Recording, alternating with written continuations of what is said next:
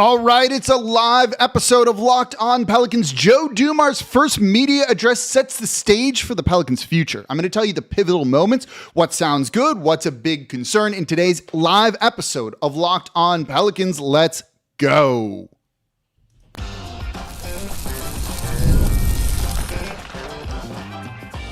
You are Locked On Pelicans, your daily New Orleans Pelicans podcast, part of the Locked On Podcast Network. Your team every day. Welcome to another edition of Locked On Pelicans, the daily podcast covering your favorite team, the New Orleans Pelicans and NBA, part of the Locked On Podcast Network, your team every day, available wherever you get your podcasts and available on YouTube. I'm your host, Pelicans Insider, credential member of the media, Jake Madison, at NOLA Jake on Twitter, here with y'all live on a Tuesday night after Joe Dumars and his press conference. I was there. I even asked a question. We're going to break down the biggest takeaways here. Are there mandates for Zion Williamson and Willie Green? Who's expected to stay with this organization? I want to get into the culture building. That was a big theme of this press conference too, and an area where I was really concerned. I'm going to tell you, there were two areas that kind of tie together that had me really concerned from that press conference. We're going to break it all down in a live episode of Locked On Pelicans, and we are going to answer your questions live on the show as well. Today's episode of Locked On Pelicans is brought to you by Game Time. Download the Game Time app, create an account, use code LOCKEDONNBA for $20 off your first purchase. And of course, thank you for making Locked On Pelicans your first listen today and every day. We're here Monday through Friday, the #1 Pelicans podcast, covering this team in every single way that you want. We've been putting out a ton of shows recently, especially too with the Joe Dumars news. We've got some exclusive insight in today's episode for you as well. So become an everydayer. That means you listen Monday through Friday to Locked On Pelicans and join over as you are if you're watching live with me right now on YouTube, where there's over 11,000 Pelicans fans as well. So here's how the live shows work. I'm going to run through my normal show. It's 3 segments. You can kind of see the rundown here on the right side of the screen. We're going to get into all of those topics. And then we're going to do a bonus part. We'll probably go for another 30 to 45 minutes, maybe an hour after I do the show, where I will respond to your questions. I see them in the chat right here. Some good ones already coming in. Some will probably get addressed during the show, but it'll be your time to shine. I'll answer your questions there. So stick with me as long as you want here. As long as questions keep coming in, we'll keep answering them here for a little while, I think. One rule, I have 2 rules with this. Don't be a dick. Don't be a dick. It's really as simple as that. I'm just going to ban you because it's easier than trying to moderate things, because it's just me running the show here. And 2, just don't spam the chat with the same question. I will get to it, or if I don't, that's just how it's going to go. So let's get into the Joe Dumars press conference from today when they introduced him here. And first I want to give you an overall grade of this. This was about a B+ in my opinion. B+, A-, right? When you have the new lead executives, and I was there at David Griffin's too, there's not a ton for them to say. There's no plans and things like that in place yet. Joe Dumars started literally on Monday. He has not had time to kind of evaluate this organization top to bottom in the way that he needs to do to make sweeping changes or anything like that. So all you have to do is basically just make a layup. Right? That's what this is, an opportunity to win the press conference, sound good, and do that. And overall, Joe Dumars did, but this was not a slam dunk. There were a couple things he said that had me actively concerned about him running the team. And we'll get into those in the 3rd segment of today's show. So it was overall a B+. I thought he started off not great. In the beginning, I was like, oh no, this might be bad. But he did get better as it went on. And again, he's barely been here, so he shouldn't have a full plan. And if you listen to yesterday's show, the Everydayers did, he wasn't going to be that insightful on everything. And let's start with one of the biggest questions that we had here, and that was no mandates, right? It was asked early on in this press conference of, hey, is it mandated that you have to keep Willie Green or have to trade Zion Williamson, as some of the reporting has been out there on? Even if he had mandates, he was never going to say, yeah, I have mandates from ownership. That's literally never what they were going to do. They wanted to get it on the record that there are no mandates. And even if he does move on from Willie Green, fire Willie Green, or trade Zion Williamson, he can then say he was the one that made those decisions and it wasn't mandated or anything like that. That was important for them to do that today.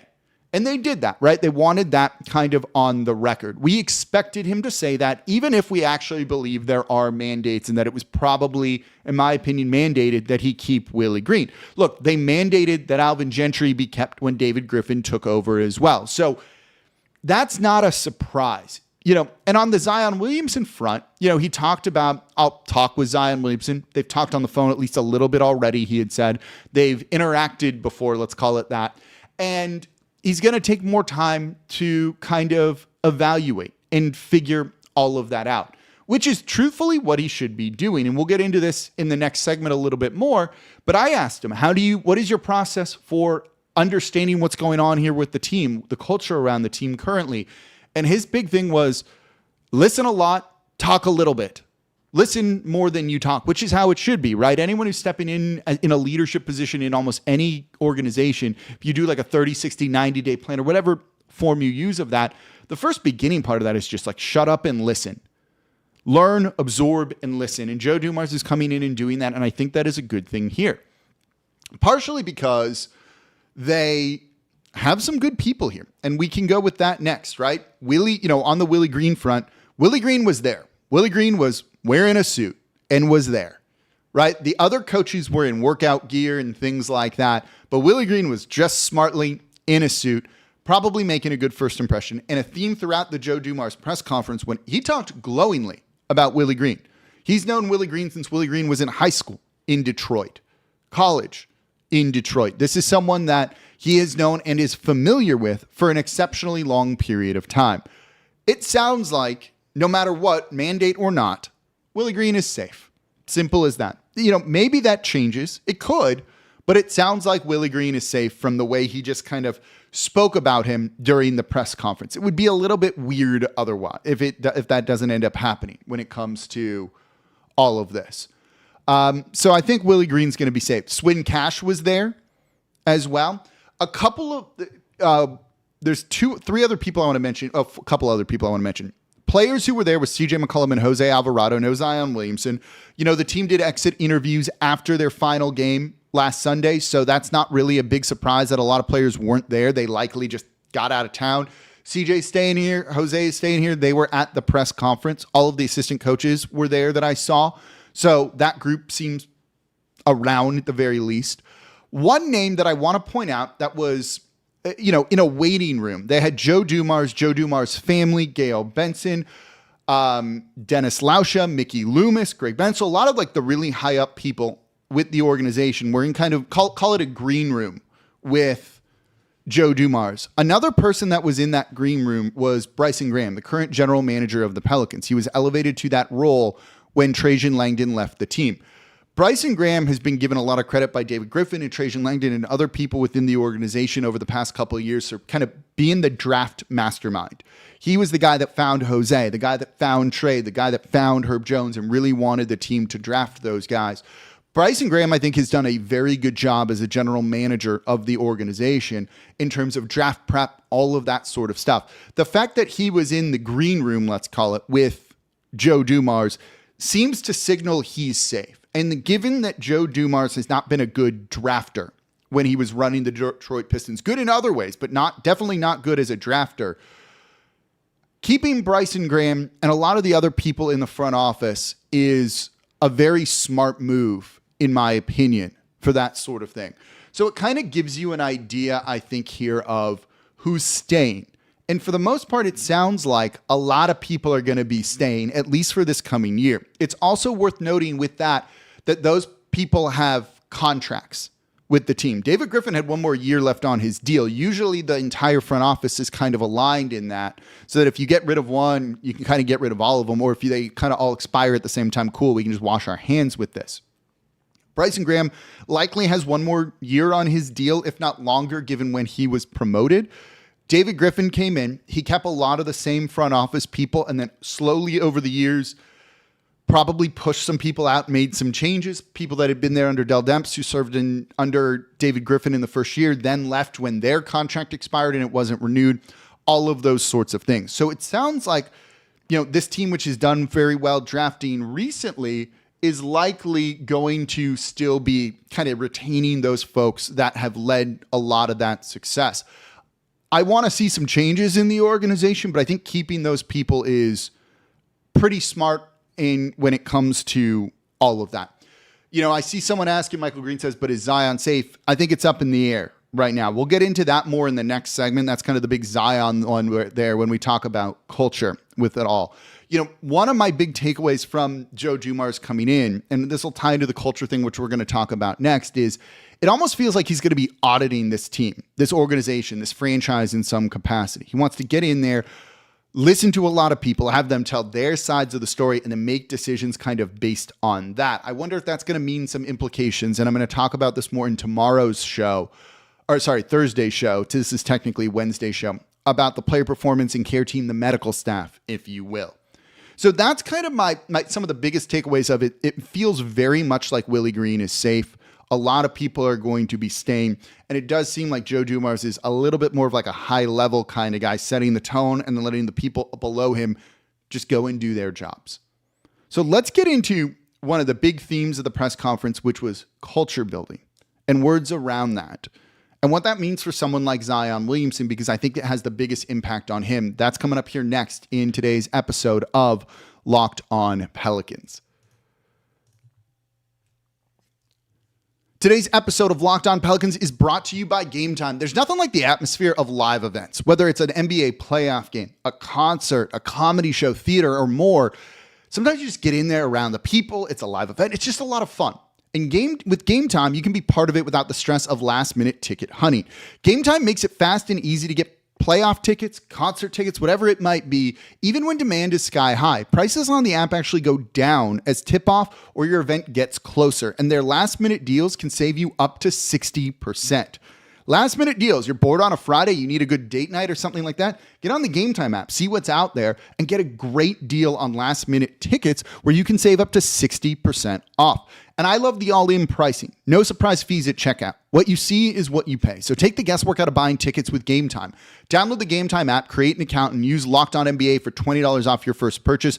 Terms apply. Again, create an account and redeem code LOCKEDON NBA for $20 off. Download Game Time today. Last-minute tickets, lowest price guaranteed.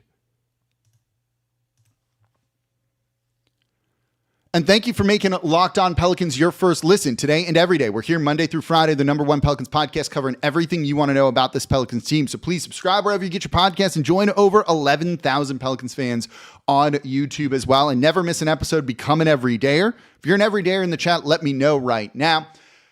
And don't forget, you can get Locked On Pelicans in your inbox. We've got the Locked On Pelicans newsletter, and we've got giveaways right now. So if you want a chance to win a $2,500 Best Buy gift card, a $300 Game Time gift card for tickets, $200 to Fanatics, hopefully for a Cooper Flag jersey, you can win big by subscribing between April 7th, 2025 and April 30th, 2025. So you got a couple more days to do that for a chance to win one of those amazing prizes. Get exclusive insight into free agency, draft coverage, team updates delivered right to your inbox with the Locked On Pelicans newsletter. You can subscribe by just going to lockedondaily.com and clicking on the Locked On Pelicans link here. So let's get into one of probably the biggest kind of theme, if you will, of Joe Dumars' press conference. By the way, I see your questions in the chat. We're going to answer those kind of after I run through my rundown here. There it is on that side of the screen. And so I will take your questions. If you got them, it's better to save them till we get to that point, but feel free to put them in the chat now. I'll go back through all of it. So I will get to all of your questions here. Just don't spam the chat. Don't be a dick. Really simple here. Culture. We hear this word a lot. You hear this word a lot kind of everywhere, right? Culture, fit, culture, hire, all of those things. Culture. Culture building here was a big theme of Joe Dumars, and he wants to build a culture. Now, I think culture can be a little bit overrated when it comes to NBA teams. Talent and all of that is going to win you more games than anything else will. So that's really where it comes down to it. But culture building is something that Joe Dumars really wants to put forward. And there were a couple of words that Gail Benson said and that Joe Dumars echoed as well that really seemed to kind of be the hallmark of who he is as a person. One of those words is toughness. Another one is honesty, accountability, winning. You know, he made a point, and I don't think he meant this as a shot at David Griffin, but it definitely came across there. When you go to that facility, there's a bunch of big banners that say words like compassion, winning, whatever the buzzwords were. And David Griffin was kind of known for that stuff. Joe Dumars said, like, culture is not the words just on the wall. Culture is your standards, right? It's not words that you put up on a banner. It's what you do day in, day out, and the consistency with that, kind of like the words you live by that are core to who you are and how you operate and how you act, right? He said, you set a standard and you don't waver for that. And culture is what you see and do every day consistently, win or lose. Culture to Joe Dumars, it sounds like, is essentially process over results, which is a very good way to look at things truthfully. Results matter in the NBA, don't get me wrong. But if toughness, honesty, accountability is those things, like that's a rather, he's going to bring that mindset to the team. He went over things like the team, the players, colleagues. You build a great culture when everyone feels great coming in and focus on that tremendous, he wants to focus on that culture and build that culture first. It kind of comes down to intangibles, right? And I'll talk more about this in tomorrow's show too. He said, does a guy really want to be great? A player really want to be great? Is that player a worker? Does he want to show up every single day and put in the work? And that's something that I think when you look at every player on the team through that lens. And this was in the introductory PR email that they sent out announcing Joe Dumars, right? Toughness, honesty, accountability, hard work. A lot of y'all have asked about Zion Williamson and if there's a mandate or not, or if Zion Williamson is safe. When I say those words, toughness, honest, accountable, right? Showing up every single day, being serious about this. Does that describe Zion Williamson? Zion Williamson has all the talent to be an incredible player, but does he have those intangibles that Joe Dumars has talked about? And I think that is up in the air.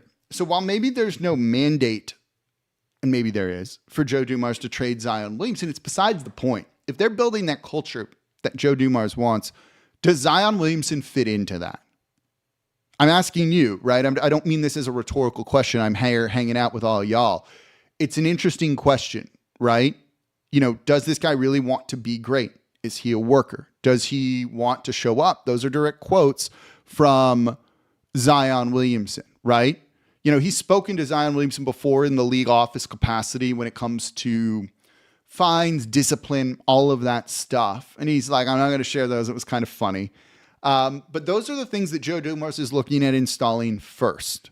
He made it. I liked a comment he said, when you draft a guy, when you trade for a guy, when you sign a guy in free agency, two people walk through your building's door. The player, how high can they jump? Can they shoot? Are they fast, right? Do they defend? All of that stuff, all of us can see, right? The front office can see it. The coaching staff can see it. You and I can see it too. There's also the person that walks through the door as well. And that's the intangibles. And that's something that Joe Dumars is very focused on. Now, to be fair, right? Like that's something that David Griffin was focused on too, right? Good people, hard workers, right attitude. But were they holding those people accountable? And what does accountability look like? That's something we will ask in the future when it comes to this sort of thing, And so that is where I think I would, they're looking at it. And so the question is really going to be put to Zion Williamson, right? Are you going to show up every day and work hard? Are you going to take the off season seriously? And I'm going to have more on this, much more of this in tomorrow's show. But the theme of this press conference was very much that culture thing and the right people in the building, the correct people in the building. Now, I have concerns about that too that we're about to get to, right? Does correct people mean the most talented people? Because I care about that probably more so than anything else. Miami Heat culture is a very real thing. It very much is, right? Cool. They're the 8th seed through the play-in tournament, and they're going to get swept in the first round. They have had some years where they go from the play-in tournament to the NBA Finals or things like that. And that Heat culture worked when you had LeBron James, Dwayne Wade, Chris Bosh. But when those all-time greats left, you've got a finals, one or two finals appearances, I think. And what do you have to show for it, right? One was the fluky bubble year. And partially is both those 2 years that they've made the finals is Jimmy Butler carried them, right? Great player. That's sometimes more important than the culture. And Jimmy Butler didn't fit the Heat culture, let's say, especially by the end. Where are the Miami Heat now? And that's the kind of big question. And so these questions are going to be put to Zion Williamson too, and the rest of the roster and how they build it out. So that part of it, the focus on culture, is not that different, in my opinion, from David Griffin. It's phrased differently than what David Griffin, how he said it. And maybe some of the, the buzzwords there, toughness, honesty, accountability, is different from David Griffin. But ultimately, that kind of same plan is there. And maybe it's just Joe Dumars can execute it differently or can get through to people in a different way. And it's going to really be put to the test with Zion Williamson. And maybe they give it another year with Zion Williamson. I wouldn't be shocked if that ends up happening. But ultimately, if it doesn't work out, you do have to trade him after this coming season if that's the case. You maybe get one more year with this, and even then, that might be a risky thing to do. But the culture stuff, look, it sounds great in theory. But you've got to actually win games. This is where process over results starts to fall apart. I don't care if you have a great culture if you're not winning games. What's it matter here, right? What's for anyone who likes Glenn Ross in that speech that Alec Baldwin comes in and is like, the only thing that matters is that you close, right? ABC, always be, I can almost do the whole thing here, right? It's like, oh, you're a great dad? Cool. Go home and play with your kids because you don't belong here. He says it in probably a more vulgar way, but part of that remains here. It's about winning basketball games, not just building a great family of people here. David Griffin did that, and they still didn't win basketball games. So the culture stuff sounds good in theory, but you also, and the process over results sounds good in theory, but you also actually need the results when it comes to it. And so we'll see. But I think he said kind of all of the correct things here.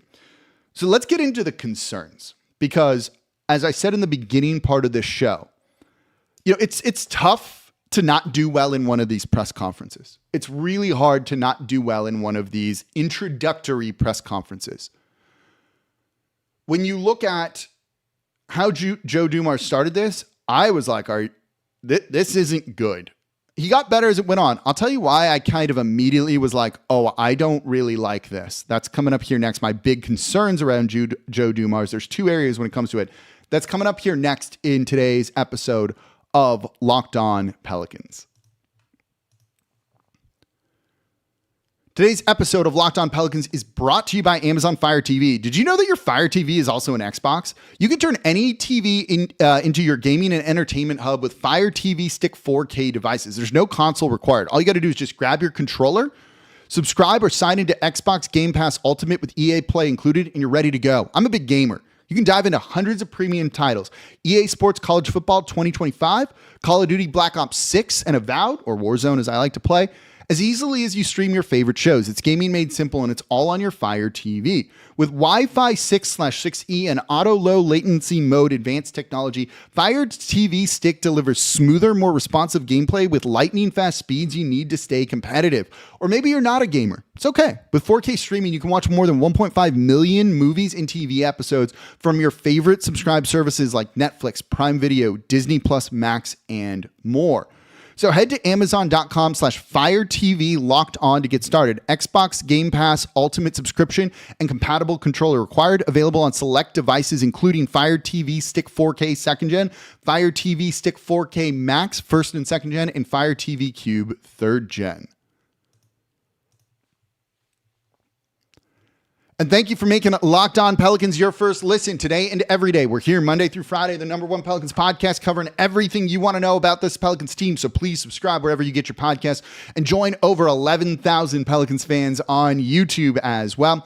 We're doing a live show right here where we're running through the show. We got one more segment to go that I am answering your questions. So get them ready in the chat. We'll go a little bit longer than the normal 30 minutes or so here and answer your questions. We can get into like nitty-grittier things here where maybe stuff that I wouldn't normally put in a show I can throw in on this. It's only available on YouTube when it comes down to it. So I will take your questions here. I see a couple of like really, really good ones here, or just your comments about what you're feeling about the team. Give me your thoughts on the Joe Dumars press conference.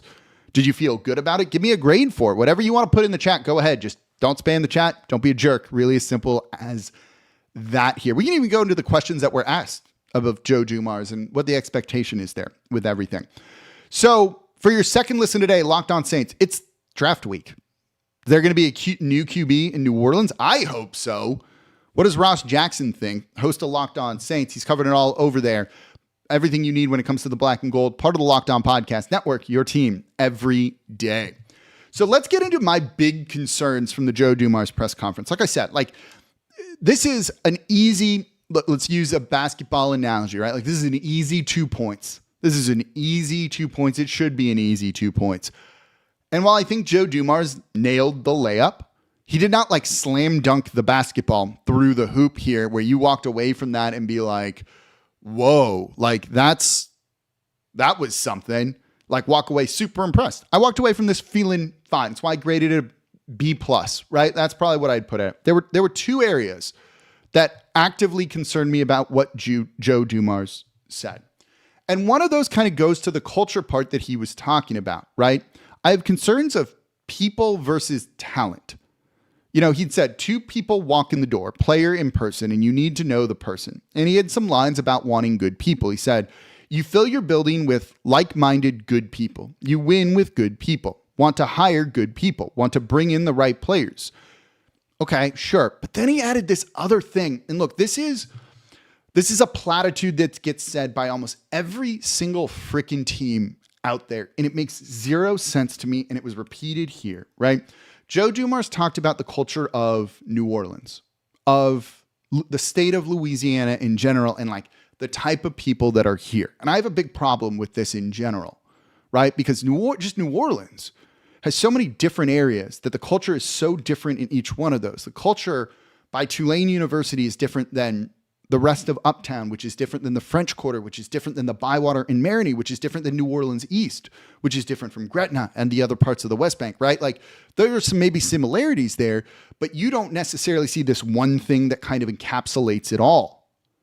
And so trying to kind of reduce a large number of people down to one identity is something that I do not like in general. But also, you hear so many teams be like, we want to represent the city of New Orleans. The city of New Orleans is resilient. They're tough. It's all these things. And we want to play like that out on the basketball court. What city is not resilient and tough, right? I don't care the style of play out there on the court or what it metaphorically represents if you're not winning basketball games. This is where, in a pro sports arena, I think process over results falls flat. Yeah, you got to have that. Don't get me wrong. It's rather important. But you also got to win games, right? Who cares if you have the nicest humans that are philanthropic and all of that on the team if you're winning 20 games in a season because they're not good enough basketball players or they're always injured, right? What does truthfully being out there on the court playing like New Orleans even mean? Does anyone have an answer to that? So what he was saying, if you don't know the fans of Louisiana, you might not get it, and maybe you're not the right fit for our team. Let me ask you this. Would y'all take Luka Doncic on New Orleans? I would. Do you think he gets New Orleans culture? No, he can have do you think he gets Dallas culture? He has a bond with the city. It doesn't mean he gets the culture. It just means you're bonded, right? And so every city is like, well, we want to represent the city out there on the court. Look, everyone's passionate. Everyone cares, right? He was using the bad boy Pistons as an example. That team was famously tough. And he's like, well, Detroit's a tough city. You know what? If you were a finesse team and won a title in a tough city, I don't think it would have truthfully mattered in any capacity, right? So I always kind of hate those platitudes of, well, we want to play like the city is, when that doesn't mean a ton of things to me. I just want them to get good players that win basketball games. Simple as that. Simple as that. They want to be dicks, bad people. I care less about that. As long as you're not really crossing a line into something illegal and stuff like that, that's where I have an issue with it. But if a guy's not friendly, I don't care. Go and win basketball games, in my opinion. And so him saying maybe you don't fit if you don't get the culture, that's not something that I like to hear. Now, don't bring in guys that aren't hard workers and all of those things, certainly. But it's if you don't get Louisiana, none of that matters to me, right? Just win basketball games. You can have a great, likable team. If they're not winning games, it doesn't matter at the end of the day. And that, I think, is also, an important thing when it comes down to it. So that's something that I kind of keep in mind with it. And that's something that I did not like. Just get the best talent and bring those people in. The other part that concerns me was his view on analytics. When he was in Detroit and he built that team in a really different way. And I did a show on this last week. The Everydayers heard it already, and you should go and listen to that one if you haven't already, of why I think Joe Dumars can really make a tremendous impact on this team in an opportunistic way, because that's how he built the Pistons. A small market team needs someone like that, and that's good. But as Joe Dumars kind of went on in his tenure, during that time, the game did seem to pass him by a little bit. And I've been on every TV station, radio station the past week, and that's a question that's come up in literally every single interview that I've done. And while it passed him by there in Detroit, I don't know if it's necessarily going to pass him by here. And you can grow and learn and improve. Absolutely. And Joe Dumars even kind of said that, right? He understands that, there's less half court, there's more in transition, there's more shooting than there was. The game has evolved into something new. While there's some things that you still need to do, sharing the ball, passing the ball, defending, other things have changed. And he has absolutely kind of listened to that and is aware of that. And so he kind of addressed some of the concerns, with it. But one of the things he did say is, you can't replace basketball with analytics. And I actually agree with that statement. I'm a big analytics guy, but I do think you need to marry it with just watching basketball, knowing basketball, and all of those things. He said you need to have just overall incredible basketball minds in the building. It's not an either or thing. Both sides need to work together. He says, I embrace analytics. There is, quote, definitely a place for it, analytics here, end quote. I think that's somewhat encouraging, but analytics is definitely where you can get an edge. And in a small market where you're not going to be the same type of players in free agency or even trade demands like the Los Angeles Lakers are, you need to have that edge, and you need to invest heavily in that area. Doesn't say that it needs to be the be all end all and that you make your decisions purely based on analytics, but I definitely felt like this was someone who wasn't like, oh yeah, I get it and I understand the importance. There's a place for it is different than it's actually a really important thing and something that I very much value. And I think if you want to be really good at the NBA now, you need that sort of thing. And so I am a little bit concerned there. Now, this goes back to what we talked about in the beginning part of the show of it seems like they're retaining a lot of the people that have done a pretty good job here. And while the Pelicans don't have the most robust front office, they don't have the smallest one at all either in the league. And so they do have people that are solely kind of analytics based that help with all of that stuff. And I'm hopeful that those people will be retained, because if you look at New Orleans kind of operating around the margins, around the edges, they've done a pretty good job with that sort of thing. Finding guys like Jose and some of these other players that have really worked for them, or finding the correct roles for guys, analytics plays a part in that. So I was concerned about it when he was talking about it, and you could see he doesn't place like the highest emphasis on that when, look, the Warriors do. A lot of the Boston Celtics absolutely do. The Cavaliers front office really does. Teams that are, OKC it probably does more than any other team. Those are the type of teams that are winning games right now and have built sustainable winners, it feels like. And so to say it just has a place, maybe I'm reading a little bit too much into this, and there's time for this to all to evolve too. We're giving initial reactions off the press conference, right? That is a little bit of a concern when it comes to all of that. So there, I think, is something that is a slight concern when it comes to all of that. So those are my biggest concerns, was like, I want people who get Louisiana, and like, sure, that's great. Get better players, right? Like, to me, that's the most important thing. Culture doesn't win games. Players do, right? You got to make sure you get good players in the door, and I think that's, to me, the most important thing. So we'll see, right? There's going to be a whole lot more to come. As we said in the show, and I'll talk more about it in tomorrow's show, which I already recorded, this is going to be an evolving situation.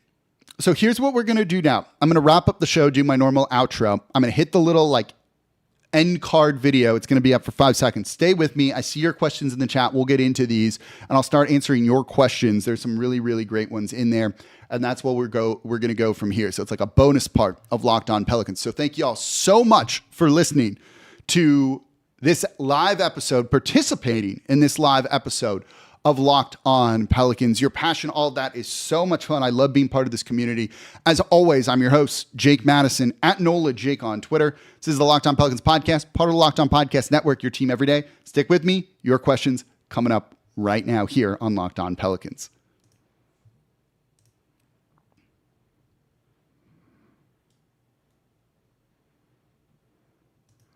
All right, it's Locked On I always call this Locked On Pelicans After Dark, where we can go a little bit off the rails a little bit more. We can talk a little bit looser when it comes to everything here. So let's get into your questions when it comes to Joe Dumars and other things. I'm going to go back through the chat here when it comes to it here. So let's look at some of the things here. JP Therio says, should that press conference scare the fans in your opinion? Should the Pelicans be concerned that the organization was voted third worst in the NBA? I don't know where they were voted third worst in the NBA. I haven't seen that, but like that doesn't necessarily surprise me.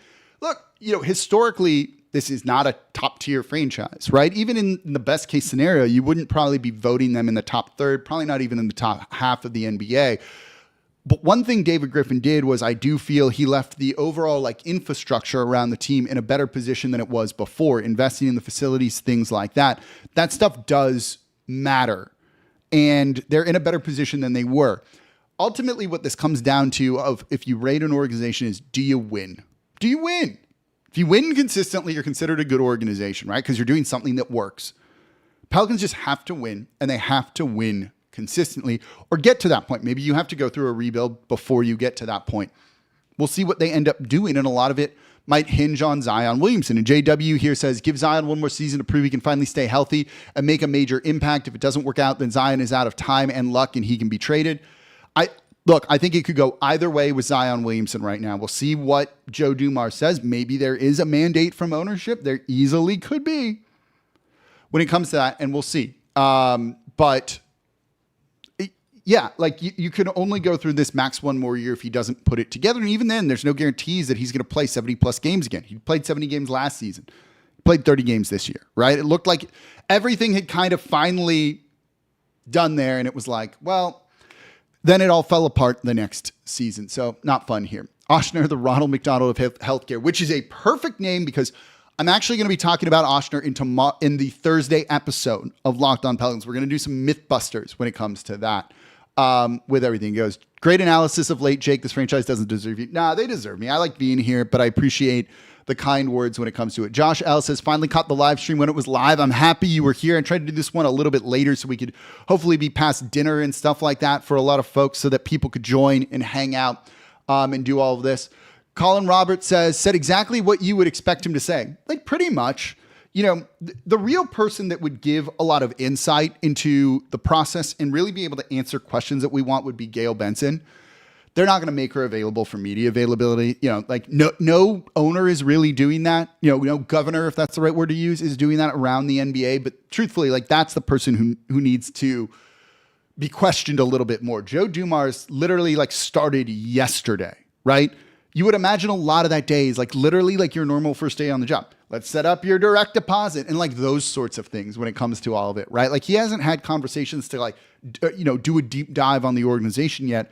So whenever he was kind of asked about it, he was like, I don't have answers to that sort of stuff right now, right? And so there you go. Oshner says, Jake, at one point does James Borrego say enough is enough? I'm assuming that question is kind of coming from since Borrego is not elevated to head coach, is he going to want out and go somewhere else? And, he was interested in being interviewed somewhat for other jobs, head coaching jobs this past offseason. He's under contract. He can't just say I quit and go elsewhere, right? That's going to be on the Pelicans and the coaching staff to do that. He was kind of hired to be there should they fire Willie Green and get elevated. And so I wonder if now that David Griffin is gone and maybe Borrego doesn't have his biggest backer. And I don't truthfully know what Willie Green thinks about James Borrego or anything like that. But when, Willie Green hears the reporting coming out that David Griffin wanted to fire Willie Green, him and elevate Borrego, I'm sure Willie Green doesn't feel great about that. I wonder if maybe the team makes a change there, and we'll see if that ends up happening with it. We're still not yet at the coaching carousel when it comes to it. And there's not going to be tons and tons of open ones either. You have what's open right now? The Phoenix Suns job is open, and there's probably another one that I can't remember what it is, but that's kind of really it when it comes to everything here. Michael Green said, is he safe? For the moment, I don't know for sure. We'll see. Right. So there we go. All right, let's keep rolling through here. Nola Starbar, hey dude, says, I think Zion will get a chance to prove himself one more year. Like, quite possibly, I think they maybe want to do that. If they think they're going to trade Zion Williamson and be hyper competitive next year, they are sorely mistaken when it comes to that sort of thing. So that's probably not what you're going to see. Cold Chillin says, I think Zion is maturing. He was out of shape to start the year. Wasn't great. As we saw him in the beginning before kind of suffering that hamstring injury, which kept him out of tons of games. He got better as the year went on. The biggest thing I can say when it comes to Zion Williamson is he was competing on defense at a level we have never seen from him before. And that's a really important thing. Fighting on defense takes a lot of just energy that you can't put towards offense at that point in time. And so if that's the case and he's fighting on defense, doing what he can there, like that kind of shows that he's bought in more and is trying at a harder level than he ever has been. That is a sign of maturity. So you might not be wrong when it comes to that. Michael Green says, I believe Z has matured and changed. And this season after the injury, he seemed ready to be the best version of himself. Like, no, I agreed. That was probably the best NBA Zion we've seen. But we've also seen moments during the regular season before where he looks really good. And then it goes away during the offseason because he doesn't take it seriously. So it's still kind of like jury's out when it comes to all of that here. Nola Starbar says, Bill Parcells says, if you have a superstar player gets off track sometimes, you deal with it if you want to keep your job. I mean, David Griffin lost his job kind of building around Zion Williamson. Look, for all his faults, and there are plenty with David Griffin, like he's a bit of a victim of Zion Williamson in a sense, right? If Zion was playing 70 games a year, this team's winning more, and they probably don't make a change at this point in time when it comes to it. And on why they made a change in terms of Zion Williamson, I have something for you in the show that's coming out on Thursday. A really key point with that, that kind of like hit me in the moment while I was recording. So stay tuned for that on Thursday's episode of Locked On Pelicans here. All right, let's keep going through. Bowie says, every day here, I appreciate you being an everydayer here. Cold Chillin says, I just want what's best for our team. It sucks going through these years as a fan. It's been brutal. Like, it's been very, very brutal. I fully agree with you that, like, this has been unfun. This past year was very unfun, and the roller coaster that we've been on has not been fun. It's not conducive to building a fan base, right? This franchise needs to make the playoffs, not play in tournament, but playoffs, and do some noise in the playoffs in back-to-back years, right? That's a really important thing. That's a really important thing.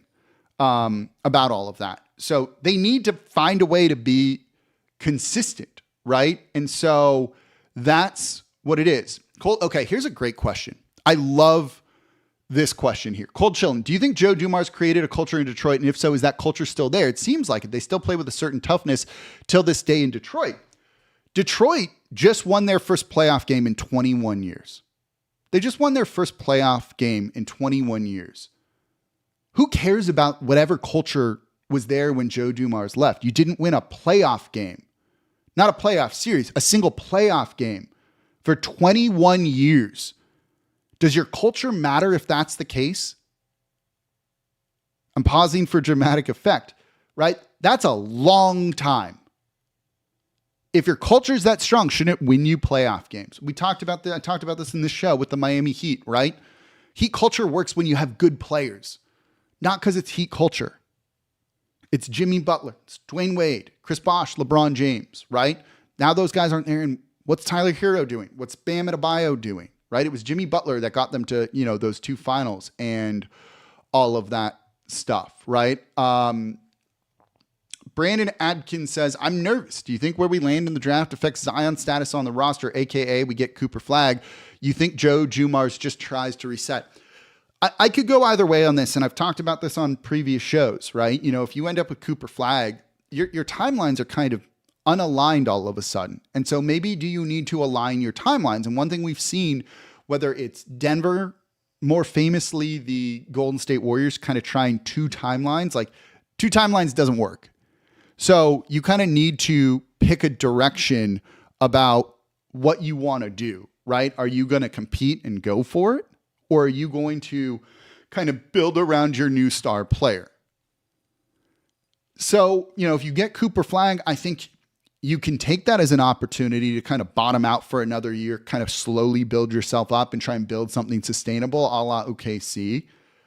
I just don't know if this team actually wants to do something like that, but I think it presents at least an opportunity to it. If you end up 6 or 7 or 8, God forbid, in the draft, yeah, like I think you that should make you want to trade Zion less, because where are you if you don't have a star player? This goes to something that Ross Jackson on Locked On Saints says that I kind of like, right?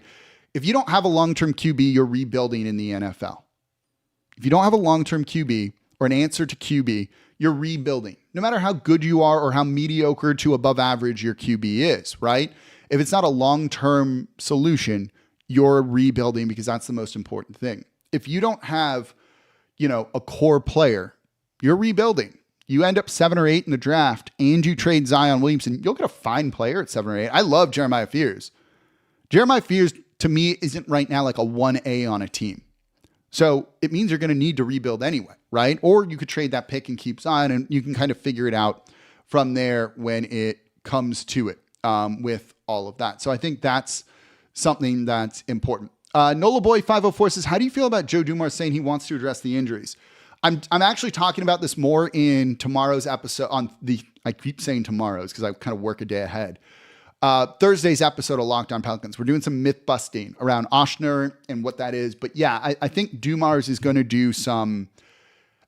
have a lot of exploratory conversations around the player performance and care team, the medical staff, like that kind of stuff, because you got to not let this happen. Look at what's going on with the Dallas Mavericks with that. And if you read any of the recent articles kind of about where the Dallas Mavericks are, a lot of that is them having issues with the player performance and care team and medical staff and all of those things. So that's something that I do think is a big thing that they need to look at when it comes to all of that. Cody Winter says we need that Miami Heat culture. Like, look, that works when you're winning. Miami Heat are going to get swept out of the first round. What's their culture doing for them right now? It's nice. You can print it on t-shirts. You can put it on the court. It's a nice slogan. But when you look at the Miami Heat, overall, outside of 2 really, incredible Jimmy Butler years, that they haven't done a ton, right? And so that, let me pull up the Heat franchise index here, right? Like, that's not ideal for them when it comes to this sort of thing. They got 2 finals appearances because of Jimmy Butler, right? They made the finals both those years with 44 wins. One was the shortened COVID season when it came to it. But the year before they lost the finals in the bubble, which is a fluky year, right? They were 39-43. This is a team that has cracked 50 wins once in 1, 2, 3, 4, 5, 6, 7, 8, 9, 10, 11. The past 11 seasons, they've gotten more than 50 wins one time. One time. I don't think that's particularly great. What's their culture getting them there? Now, they're making the playoffs. There's something to be said for that, but they're doing it through the play-in tournament as well. So that's something to kind of like look at when it comes to culture and all of this. Mrs. Hunter says, I feel like the questions are not tough enough. I feel like you guys talk about great things on the, so we'll answer this now on the podcast. However, when allowed to ask the questions, they are not asked. Like, let me ask you this. What question, and I'm putting this to you, put them in the chat. What question did you want asked? So here's the thing. You can ask certain questions. You're not going to get the answers that you want when it comes to that. And that can make also people shut down. So sometimes the way you structure questions and things is thinking about the future too.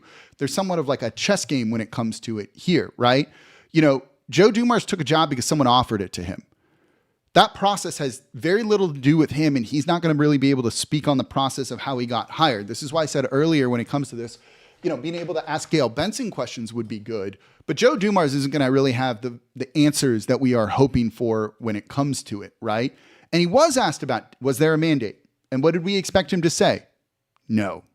That's what we told you, right? When you look at, and I'll use this as an example because they're on the network, Locked On Mavs at the Nico Harrison press conference yesterday with the Dallas Mavericks, right? One of our Locked On Mavs hosts asked Nico Harrison, why shouldn't you be fired? Look, while you might be angry, there has to be professionalism in this sort of role. Like there has to be, and it's not at risk of having our credentials pulled or things like that. Like the Pelicans come to me if they don't like certain things I say on the show, and they talk to me about it, and it's fine. I've been very critical of the team this whole past week, right? I've literally been on every TV station, radio station, and my podcast in the city, but also around the country too. I've ripped him on the process to hiring Joe Dumars and not interviewing other people. They know I've said all of that. They don't have a problem that I've said all of that because you do it in a professional and fair way. And that's the kind of the key to all of this. Going up and mocking them or saying, that question that was asked by one of our Mavs hosts of why shouldn't you be fired is massively unprofessional. Like, you shouldn't ask that, right? Like, it's been rightly kind of ripped by everyone other than Mavs fans. There's a way to frame that question that gets the desired result better. You could frame that of like, what do you say in response to all of the fans chanting fire Nico during games? But asking him like why you shouldn't be fired is that's the owner's decision. So, someone who's in a job doesn't need to defend their job to someone that's not their boss necessarily, I think. So that's where it kind of comes down to some of that stuff in the questions. Like what tough questions were there to ask of Joe Dumars? Gail Benson's a different story, but Joe Dumars, there wasn't tough questions to ask. We asked him the questions we wanted to ask. What's your approach and things like that? He was asked about analytics and stuff like that. So those things are kind of important. Jerry Bro says, you're right. Every politician or leader of any organization talks about how special or unique their people are, but that doesn't really mean anything. It just sounds catchy. Like, yes, this is why you just kind of go into these and you try and just say enough things to win the press conference. Joe Dumars got a B+, in my opinion, when it comes to it all. 992 Roz says it's more like Willie Green doesn't know how to put it all together. Look, there's very valid reasons to fire him. Very valid reasons to fire him. I also don't think, if we're playing devil's advocate and trying to give benefit of the doubt to someone here, is Willie Green hasn't gotten a chance to coach a healthy team. Zion pulling his hamstring stuff is not Willie Green's fault. If he gets a fully healthy team and they underperform, and they kind of did last year when they were pretty healthy, right? I talked about this recently. That's the kind of stuff that makes you wonder about him overall as a head coach here. Carlito's Way says, talk is cheap anyway. We'll find out. Like you were saying, like, yeah, we will. Like, that's a big part of it here, right? Nola Star Bar says, this the same roster that many people picked as a dark horse candidate to win the West, without BI. Like, yeah, they were supposed to be good this year. It was injuries more than anything that derailed them compared to anything else. 992 Roz says, Jake, what pick would you trade away the pick if not in the top 4? I wouldn't trade away in the top 4. I still likely wouldn't trade it away, even if it's 8. 8, depending on like who you'd get in return, is what I would really consider. 6, 7, 8 is where I'd consider trading it. But other than that, like, no, I probably wouldn't trade it anyway. Like, we kind of went through this in yesterday's show. Like, what could you get if you package CJ McCollum in the 6th pick? Go listen to that one if you could. There's not like tons of great options there. Would you trade the 6th overall pick for Domantas Sabonis? And salary, so CJ in the 6th pick for Sabonis? Like, maybe, but does Sabonis win?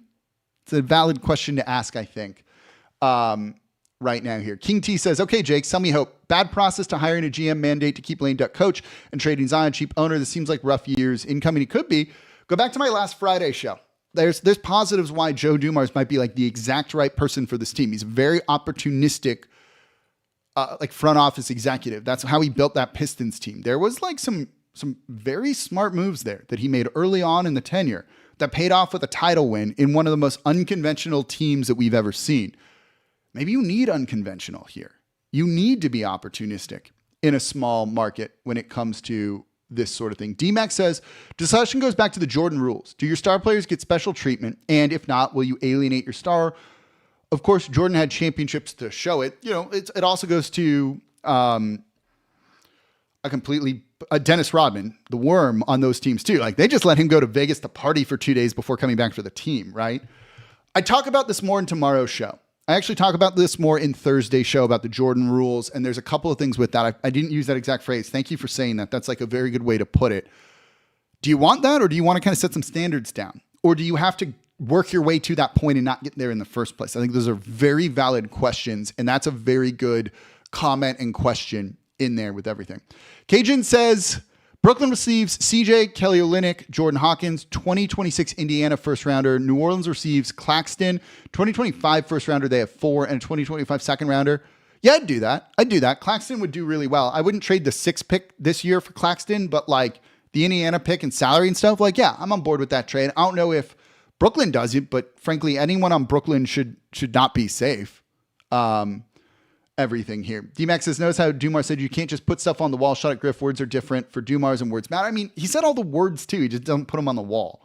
we'll see when it comes to that sort of thing. All right, let's keep going through some more of these questions here. And then we'll start to wrap up, but we're starting to get towards the end here, but this is fun. We got a lot of y'all in here. So if you keep putting questions in, we'll keep going for a little while longer.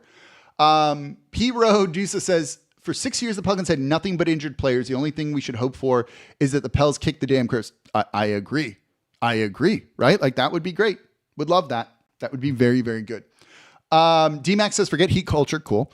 Look at OKC culture, up 20 and diving for the loose balls. Is that culture or is that just playing hard? Now, they can be kind of one and the same thing, I think. But I think, is that just the mindset of the players that you have, right? Joe Dumars spoke a lot about bringing the right people in. Do you want to be great? Do you want to work hard every day? Those type of things. Like you can still build all of that and get those without culture, right? Now, I do think OKC has a culture and it's very family friendly and all that stuff too. So that matters here. Cold Chillin says, that's a long time. 21 years is crazy, LOL, right? Like, and yes, that culture kind of dates back to the 80s there too. Of the Bad Boy Pistons and all of that though, right? So that's something to kind of keep in mind with it here. This is a great question. JP Therio says, why would Dumars reset the roster if it's evident that he doesn't have the best draft philosophy? It sounds like they're keeping Bryson Graham. Like I said, for those who who weren't there in the beginning of the show, I was kind of making a roster, taking attendance for who was there. Joe Dumars, his family, Gail Benson, Mickey Loomis, Dennis Lauscha, a couple other big important people were in a green room before. Swin Cash, Willie Green were not in that green room, but Bryson Graham, the current general manager of the team, was. That probably indicates that he's staying. He's got a very good draft history under him with this team so far. So it might simply be Joe Dumars kind of sets the tone, acts as more of a high level guy, and then lets the people that are in their roles do their jobs and lets Bryson Graham kind of run the draft process and all of that. And everything. So that's something that's worth keeping in mind when it comes to it. And so maybe he's not the best at drafting, but if you hire someone who's good at drafting or retain someone who's good at drafting, it kind of counterbalances all of that. And that's kind of how you build an organization when it comes to it all here. So there you go. When it comes to it. All right, let's keep talking. Fall Damage says the culture is here, just more interested in the Saints because of winning history. It's hard to say next year for forever. It is. It's exhausting. The way I describe it, and this is something that I've said for a very long time here, and it goes to my make the playoffs in back-to-back seasons, please. Not just the play-in tournament, but the playoffs. Every year, what we saw was this roller coaster of even going back to the Anthony Davis era, a lot of hype. Team makes the playoffs. They sweep Portland in the first round. That was so much fun. And everyone's hyped going into next year, right? People are buying season tickets. They're buying more merch. They're literally investing their money into the team, but they're also investing emotionally into the team. Everyone has bandwidth, right? There's only so much capacity you have for everything. I'm not the biggest NFL guy anymore because I spend so much time on the NBA and there's soccer and racing and other things that I like that I don't have the bandwidth to follow the Saints like I once did, even though I love them and I want them to win. So you get what I'm saying. When you invest your bandwidth in that and then they let you down after that year of sweeping the Portland Trailblazers with the Anthony Davis trade request year because they got off to a terrible start the next season. You invest in this and you don't get the payoff. You don't get the return on investment. And so you kind of go away for a little bit. You fall away from the team for a minute. Then you come back because they drafted Zion and all that. And you get emotionally invested into it. Look, half my wardrobe is Zion Williamson t-shirts, it feels like. And then they let you down again. And so you go away again, right? You just don't retain people and you're constantly just kind of chasing the same people because they don't stick because you haven't built a consistent winner and kind of given them that return on investment. They need to do that. Otherwise, it's going to be this kind of treadmill that they're on. And then money becomes more of a factor in the finances and all that stuff. And that's not fun. I want to talk finances about the team and stuff like that here on the show. Dark Knight says, do you think Griff was more of the problem than Willie Green? I think there's reasons to claim they're both problems, right? If we're trying to assign blame here, the roster's talented. People didn't like how arrogant Griffin was and how he came across and all that. And I think that's very valid, right? It always kind of felt like he was talking down to you and things like that. And I think people in the organization kind of felt that too. But the roster was talented, and that's the biggest thing. And for whatever reason, it was just never put together. It was injuries more. Rather than Willie Green or David Griffin, it's injuries, in my opinion. But I'd probably put more of the blame on Willie Green than David Griffin, but it's both problems when it comes to that. But we'll see what Willie Green's capable of, right? Like he's getting another year to prove it. We'll see. And so all of that stuff, I think, is gonna kind of come out with all of it. Carlito's Way says Griff was the worst in trades. I don't think so. Not when you look at the Anthony Davis trade and things like that. Like I think overall, like they've done a pretty good job. Most people kind of lauded that DeJounte Murray trade too, and wasn't expecting basically a defensive player of the year performance from Dyson Daniels. But Daniels not playing as well probably had more to do with Willie Green than David Griffin giving up on him too soon. And just that Willie Green had no trust in Dyson Daniels. And once you gave him trust, like that made a very big difference, right? And so that kind of factors into it here when it comes to it. So a couple more questions. We'll keep going for a little bit here when it comes to it. D-Max says, haven't been able to solve the injury bug, so legit issue, but negativity over injuries has infected commentary over team talent. Like pretty much, right? But injuries are what's derailed them. So it kind of needs to be a conversation. I have more on injuries and stuff like that in the Thursday episode of Locked On Pelicans here with everything. Donato 77, what's your current Pels draft board 1 through 8? So it's not Pels draft board, right? Like I'm just going to do a big board here and I'll run through it with you.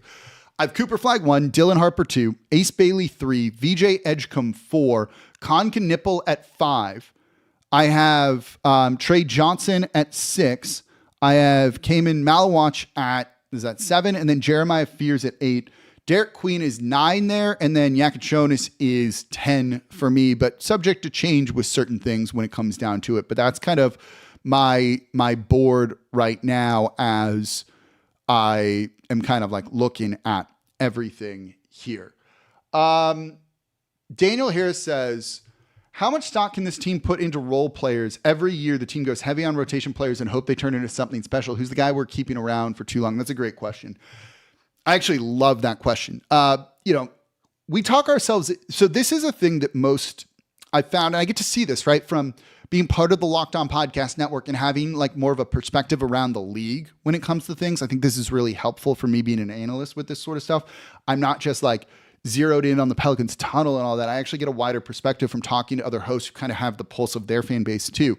One of the things that you kind of see around everywhere is teams and fans overrate their own players. We can look at someone like Jose Alvarado. Love Jose. Jose's good and is an impactful player. But is that going to be the difference between winning? Is Jose the difference between winning 30 games or 50 games in a season? The answer is probably not, right? Role players are valuable. Role player to me is not a bad thing to say about somebody. It's just they're role players. Those aren't the guys that are going to carry you to wins. They need to do their job. They're integral to a team. But I think someone like could be Jose, right? He gets picked on in the half court. The shooting has been inconsistent at times. That was pretty good this year. That's someone you want to try and sell high on those guys from an asset management standpoint. But I also don't love evaluating rosters just from an asset management standpoint. Take some of the humanity out of it. Take some of the fun and the fan love out of it too, because Jose is a fan favorite. So trading him away is going to hit a little bit harder, even if maybe it's the right thing to do. So that's something that kind of goes into this as well. But that's probably who it would be when it comes to all of that. Christian Michelle says, does Jordan Hawkins have trade value with a pick and maybe CJ? I don't think Hawkins has much value, if any, around the league. I am actively concerned about like that back injury for him and how long-term that could be with everything here. All right. So we're going to keep going. We got more questions here. So let's keep doing it here. Joshua Louvier says, any chance Joe Dumars fires Willie and chooses the coach he wants to? Maybe. He said there were no mandates, but the way at that press conference, if you watch it and the way he kind of spoke about Willie Green, I just don't feel that. But one of the things he said is he wants to come in and have conversations with like literally everybody, and he's going to ask them tough questions and wants honesty in return. And one of the things he's going to probably ask the players is, what do you think of Willie Green? If Willie Green has lost the locker room, they're going to be honest about it, I'm sure. If he hasn't, that's going to be a big factor into it. But also, if there's a mandate to keep him, it doesn't ultimately matter when it comes to that sort of that kind of thing, right? BP says, this is a great question here. How can he bring toughness he talked about something that this team lacks. I agree. It's going to be a player and a mentality thing that goes to the intangibles about a player that he talked about. And I think those type of intangibles are expected to be a very big part of the player evaluation process, draft, trades, free agency that they look at. That's how it's going to be. Understanding, he said, two people walk into the building, the player and the person. Player is the physical attributes. The person is those intangibles. Do you want to be great? Are you going to fight hard? They're going to really value that part because I think they feel a lot of that is lacking here when it comes to everything. Hey, Charles Keys, CKeys726. Odds that CJ comes off the bench if he doesn't get traded. If DeJounte Murray was healthy, I think that's a different conversation. I don't think, right now with that Murray injury, he'd come off the bench. Your starters, if this team is fully healthy, depending on the draft pick, right? There's a couple of unknowns when it comes to that too, would be DeJounte Murray, Herb Jones, Trey Murphy, Zion Misi. If there's Cooper Flagg, he's probably in that mix too somewhere. If you fall down a little bit, and you get, a Dylan Harper, he maybe goes in there. With DeJounte Murray injured, it's probably CJ, Herb, Trey, Zion, Misi. And again, the draft pick kind of factors into that, but we won't know that for a little bit. But I think, that DeJounte Murray injury kind of opens the door for CJ to start more than come off the bench. It's been a conversation for like 2 years now, and injuries have never made it a real conversation or something that we need to worry about when it comes to it. D-Max says, the arena that big of a deal, been too few others, but SKC seems fine to me. If you win, no one will care. If you win, no one will care. The big thing about the arena is the long-term lease. It's truthfully less about the fan experience to me and more about keeping the team here long-term. You sign a 30, 40, 50-year lease, whatever happens with Gail Benson and the succession plan doesn't matter. You can sell the team to someone out of state. They're not going to be able to break that lease, and the team remains here. Without that, the team is at risk of moving. And so that's why they're going to fight really hard soon to upgrade the Smoothie King Center and get that deal done. It's less about the fan. The fan experience matters, don't get me wrong. But the big picture thing to me with that, which a lot of people keep missing, is it's about keeping the team here long-term when it comes to all of that. Corey Adonis says it was more about injuries than anything else. Yep, I agree here when it comes to all of that. So that's an important thing when it comes to it. Nola Star Bar says, I went back and looked at the infamous Darko Milicic pick by Joe. Pretty much everyone agreed he was the second best player in the draft. It's easy to be critical in hindsight. Yeah, it is. Like it speaks to process over, results over process, right? It's results driven. You make a bad draft pick, it's going to stick with you. And Darko was thought of very highly. And, there was a trend of Dirk had been around, Vlade had been around, kind of these European big men coming from overseas and kind of being the next wave, next generation. And it seemed like Joe Dumars was trying to jump on that trend, which was like a trend to kind of be on the early adopter of. And now you've seen that really come to fruition in the NBA. But at the time, it took a risk on that sort of thing. It didn't work out. But, when you have Carmelo Anthony, Chris Bosh, and then Dwayne Wade drafted after, that's real rough. Real rough. If it wasn't those three after there, we wouldn't look at this nearly as bad here. So that's a big part of it when it comes to everything here. BP says, isn't Ace Bailey just the BI problem again? I mean, maybe, but you can also try and coach Ace Bailey out of that shot selection. And it's only a problem if Zion Williamson is still here. If Zion's not here, you can run your offense around Ace Bailey. You could have run it around Brandon Ingram if Zion wasn't here. It's just those two didn't work together. And that was the bigger part of the problem here. All right, we're starting to get to the end of it, which means we've also got almost like 70 minutes here. So that's pretty good. We got still a ton of y'all in here. So I appreciate y'all being in here so much. Like, this is a lot of fun. We're doing this because I want to answer your questions. You want to know what's going on around the team. So we're doing it here. Jeremy Chatham says, what if the key to unlocking Zion is moving him to the 3 or even the 2? He played a ton of the 3 this year. The problem is then if you move him to the 3, who's your 4 and 5? Who's your 4 and 5? Is it Kelly Olynyk and Eve Misi? Because that's a play-in tournament team with Zion at the 3. If you get an elite center, move Zion to the 3, put Misi or Olynyk at the 4, and it's a different conversation. But if you move Zion to the 3, who's your 4 and 5? Who's your 4 and 5? Olynyk's a fine player. Should he be starting 82 games? Absolutely not. Misi still probably shouldn't even be doing that, but had to because of injuries this year. And the lack of other good options at the center position, right? Daniel Harris says, I'm curious what player archetype Willie Green wants because he hasn't trusted one rookie yet outside of Herb. I don't think it's an archetype, right? I think he just kind of, so all coaches do this. This is not a Willie Green thing that when you're trying to win. This is not a Willie Green thing, right? Like, this is part of the reason Michael Malone and the general manager of the Denver Nuggets, Calvin Booth, were at odds. Calvin Booth wanted him to play some of the younger guys more so you could kind of do the 2 timeline thing and build the next generation. And Michael Malone was like, those guys aren't going to help win right now. I'm going to play the veterans that I trust, that I know will be a little bit better, but it kind of hurts some of the development here. That's why I said you need to pick a direction, and 2 timelines does not work. So I think it's less an archetype and just more, this is what guys do. Like, truthfully, most rookies, unless you're picked in the top 3, do not impact winning until their 3rd or 4th year in the league at the tail end of their rookie contract. So your 1st or 2nd year, if you got a rookie or a 2nd year guy, right? Like, Antonio Reeves wasn't going to be the answer here at all. Like, I like him, but I don't think they should have been playing him big minutes earlier on in the year. You might want to do that eventually, but you don't need to do that early on in the year. Eventually you need to get there, but he wasn't going to be the difference maker in game 30, right? Rookies have a learning curve. And even Antonio Reeves, as well as he played now, wasn't impacting your winning. You can develop them in other ways too. So I think that's the type of thing that you need to consider when it comes to all of that here. All right. You guys keep putting questions in. You're making it tough for me to leave here. DGX says Pels must improve on defense. They were near the bottom of the league. Yeah, they fell off. They've been a top 6, top 7 defense the past 2 years, and that absolutely fell off. They need to get that fixed big time. I think Joe Dumars very much values defense. That's going to be a point of emphasis on that. A lot of it was also injuries, but also bad offense leads to bad defense. You miss shots, teams can run in transition against you. Transition defense is just hard. That's a big factor into it as well with everything here. Daniel Harris says, I'd seriously trade down and take Con Knipple. I like him. He's really good. I don't think he's like a high-end starter in the league, but like a good 3rd to 5th guy. Oh, absolutely. He's going to be in the league for a long, long time, I think, in the NBA.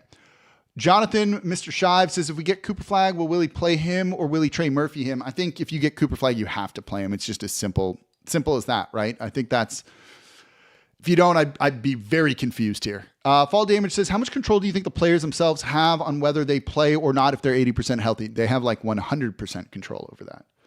Most of the guys not playing on load management, rest, some of that's the team, but majority of that is players. Just being like, I'm not ready, I'm not going to play. It's almost entirely the players here.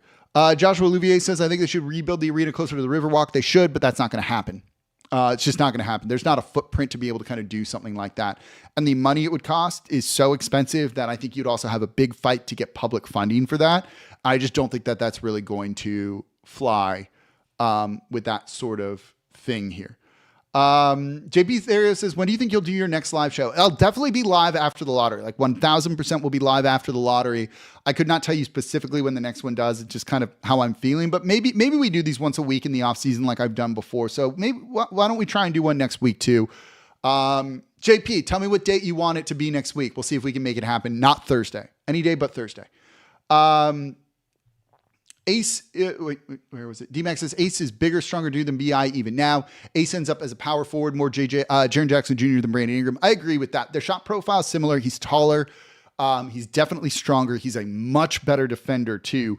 And like that dude's shot making is otherworldly at times. And he's shown he can be a good 3-point shooter too. Whereas Ingram really struggled with some of that and didn't really believe in it.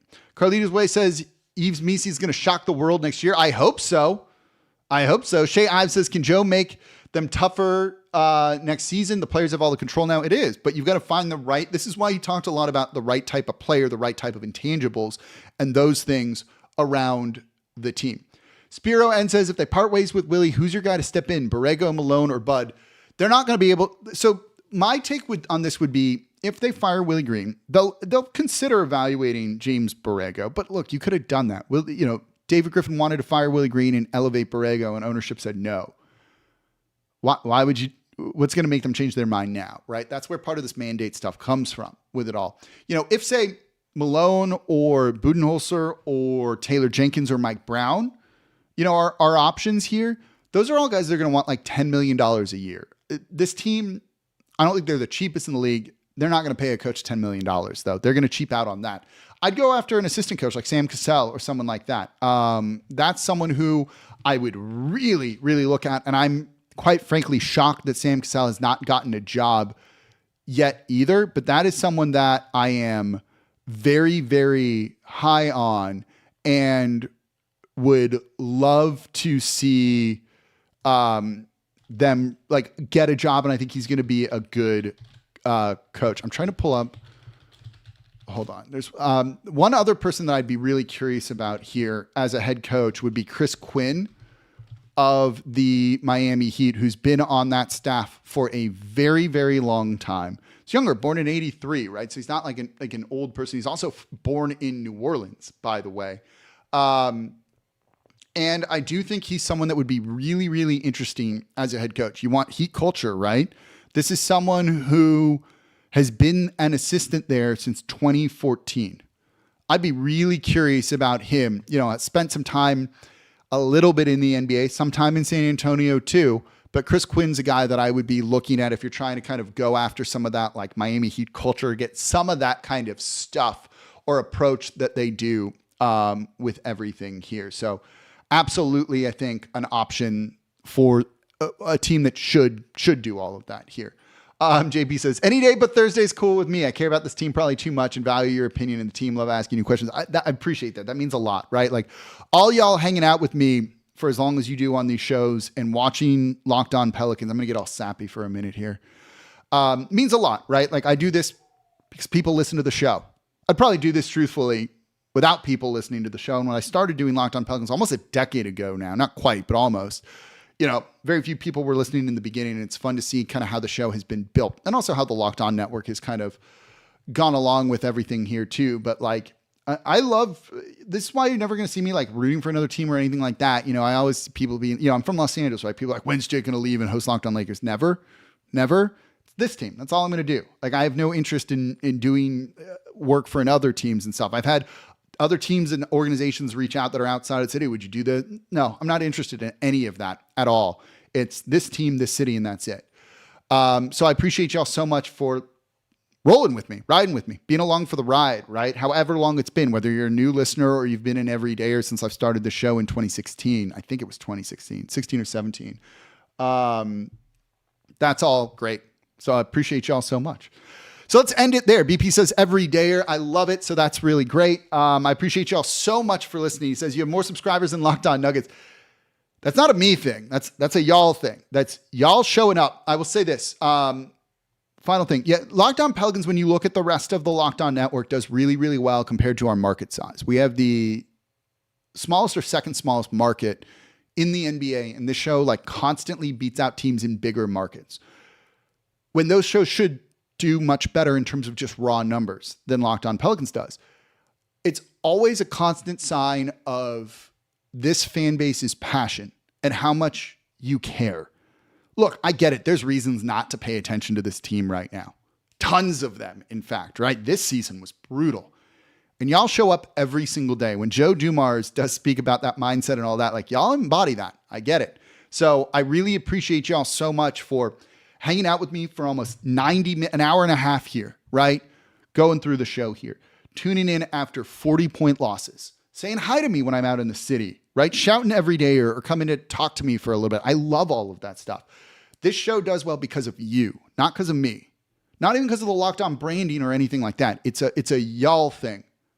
And so you should all be proud of that. When you see that this show has more subscribers than other big shows and things like that, be proud of yourself for that. Not me. Don't be proud of me. Be proud of yourself. Let's end it there. I'm your host, Jake Madison, at Nola Jake on Twitter. I've already pre-recorded Thursday's show because I'm traveling tomorrow. I'll be back though, and so it's going to be a lot of fun. We're going to get into the medical staff stuff, Zion Williamson stuff in that show, so there's a lot to go on there, and some with Cooper Flag too. That's an important one. So I appreciate y'all listening. As always, this is the Locked On Pelicans podcast, part of the Locked On Podcast Network, your team every day. Bye, everybody.